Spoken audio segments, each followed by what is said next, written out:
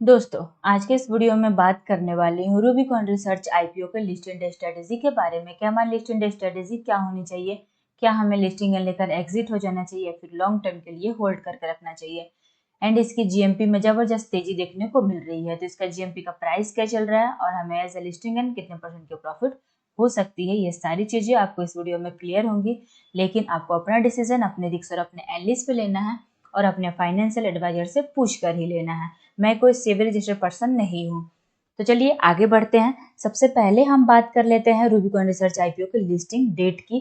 तो 16 अक्टूबर यानी कि थर्सडे को आपको देखने को मिलेगी रूबिकॉन रिसर्च आईपीओ की लिस्टिंग। मार्केट 9 बजे ओपन हो जाता है और किसी भी आईपीओ की लिस्टिंग मार्केट में 10 बजे हो जाती है। ठीक वैसे ही रूबिकॉन रिसर्च आईपीओ का जो लिस्टिंग है वो 10 बजे मार्केट में हो जाएगी। अब जान लेते हैं इसकी ग्री मार्केट प्रीमियम की, इसकी जीएमपी कितने रुपए पर ट्रेड करते हुए नजर आ रही है। तो इसका जीएमपी का जो प्राइस है 140 रुपीज पर ट्रेड कर रहा है। एज ए लिस्टिंग एंड हमें 29% का प्रॉफिट, 30% के आसपास का प्रॉफिट हो सकता है दोस्तों, क्योंकि जीएमपी एक अंदाजा होता है, फिक्स नहीं होता है, तो कुछ भी हो सकता है। लगभग यहाँ पे 5,000 के आसपास का प्रॉफिट देखने को मिल रहा है। तो देखते हैं दोस्तों कल कैसे मार्केट की ओपनिंग होती है, कैसी लिस्टिंग होती है, वो कल हम देखेंगे। अदरवाइज फिलहाल तो अभी अच्छे खासे प्रॉफिट बुक होते हुए नजर आ रहा है। अगर डाउन भी होता है तो ज्यादा से ज्यादा कितना डाउन होगा, 20%। तो 20% भी प्रॉफिट कोई कम नहीं होता, बेस्ट होता है 20% का भी प्रॉफिट। तो चलिए अब बात कर लेते हैं कि जिन लोगों ने लिस्टिंग एंड के लिए अप्लाई किया है उनको क्या करना चाहिए और जिन लोगों ने लॉन्ग टर्म के लिए अप्लाई किया उनको क्या करना चाहिए। तो सबसे पहले हम लिस्टिंग एंड के लिए बात कर लेते हैं। तो जिन लोगों ने लिस्टिंग एंड के लिए अप्लाई किया है तो उनको मैं बता दूं कि लिस्टिंग एंड लेकर एग्जिट होना बढ़िया स्टडीज रहती है। अदरवाइज आप अपना डिसीजन अपने रिस्क और अपने एनालिस्ट पे लें। पर्सनली मुझे ये आईपीओ अलॉट नहीं हुआ है तो मैं तो कुछ कह नहीं सकती। अगर मुझे ये आईपीओ अलॉट हुआ रहता तो मैं लिस्टिंग एंड लेकर एग्जिट हो जाती हूँ। किसी भी आईपीओ में अगर मुझे अलॉटमेंट मिलती है तो मैं लिस्टिंग एंड लेकर एग्जिट ही हो जाती हूँ, क्योंकि क्या है कि मुझे रिस्क झेलने की क्षमता नहीं है, इसलिए मैं लिस्टिंग एंड लेकर एग्जिट हो जाती हूँ। अब चलिए बात कर लेते हैं कि जिन लोगों ने लॉन्ग टर्म के लिए अप्लाई किया है तो जनरली हम उसके लिए पॉजिटिव्स और नेगेटिव्स देखते हैं। तो सबसे पहले हम पॉजिटिव्स की बात कर ले तो ये कंपनी के बारे में, तो इसका कंपनी का जो बिजनेस मॉडल है काफी अट्रैक्टिव है और काफी अच्छा देखने को हमें मिला है।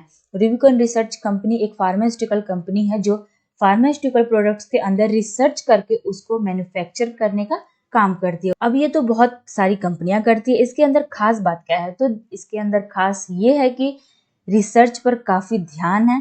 और इतना तो आपको पता होगा कि जो भी कंपनीज रिसर्च और रिनोवेशन पर ध्यान देती है उसके अंदर जनरली प्रॉफिटेबिलिटी बढ़ जाती है, फाइनेंशियल्स उसके अच्छे हो ही जाते हैं। तो ये तो पहला पॉइंट हो गया कि कंपनी का बिजनेस मॉडल काफी अट्रैक्टिव और काफी अच्छा दिखने को मिल रहे हैं। अब आते हैं दूसरा पॉइंट फाइनेंशियल्स की। तो फाइनेंशियली स्ट्रॉन्ग कंपनी है। रिवेन्यू में 49% की इंक्रीमेंट है और प्रॉफिट 48% के आसपास से इंक्रीज हुआ है। टोटल बोरिंग 495 करोड़ का है, जो कि डेट टू इक्विटी निकल करके आता है 0.73 का। तो ये दूसरा पॉइंट हो गया कि फाइनेंशियल फंडामेंटली स्ट्रॉन्ग कंपनी है। इसका सब्सक्रिप्शन भी हमें बम्पर देखने को मिले थे। यहाँ पे आप देख सकते हो 109 टाइम सब्सक्राइब हुआ था टोटल 3 दिन में और 82,929 करोड़ एप्लीकेशन लगाए गए थे रूबिकॉन रिसर्च आईपीओ में। ये तीसरा पॉइंट हो गया। अब इसकी जीएमपी जो कि जबरदस्त देखने को मिल रही है, ये चौथा पॉइंट हो गया। लगभग 30% के आसपास का प्रॉफिट बुक हो रहा है। तो वैसे जीएमपी का अंदाजा होता है, फिक्स नहीं होता है, लेकिन अच्छी खासी देखने को मिल रही है तो इसलिए हम इससे भी काउंट कर सकते हैं। तो ये 4 पॉइंट हो गया पॉजिटिव्स के। नेगेटिव्स ना के बराबर है। तो अदरवाइज आप यहाँ पे देख सकते हो, आप अगर रिस्क झेल सकते हो दोस्तों तो आप लॉन्ग टर्म के लिए होल्ड करके रख सकते हो, या फिर आप ऐसा कर सकते हो कि 50% शेयर लिस्टिंग वाले दिन सेल कर दे और 50% शेयर्स लॉन्ग टर्म के लिए होल्ड कर रहे, अगर आप रिस्क झेल सकते हो तो दोस्तों। अदरवाइज आप लिस्टिंग लेकर एग्जिट हो जाए, वो बढ़िया स्टडी रहती है। तो दोस्तों लेकिन दोस्तों देखिए, डिसीजन आप अपने रिस्क और अपने एनालिस्ट पे ले और अपने फाइनेंशियल एडवाइजर से पूछ कर ही ले। मैं कोई सेवी रजिस्टर्ड पर्सन नहीं हूँ। तो दोस्तों आप क्या करेंगे, लिस्टिंग लेकर एग्जिट होंगे या फिर लॉन्ग टर्म के लिए होल्ड करके रखेंगे, मुझे कमेंट करके जरूर बताएं। पर्सनली मुझे आईपीओ अलॉट नहीं हुआ तो मैं तो कुछ भी नहीं कर सकती। तो आई होप सो आपको ये वीडियो पसंद आया। वीडियो पसंद आया तो प्लीज एक लाइक करें, अपने दोस्तों में शेयर करें जो आईपीओ में इन्वेस्ट करते हो, एंड मेरे मार्केट प्रॉफिट चैनल को सब्सक्राइब करना ना भूले। Thank you.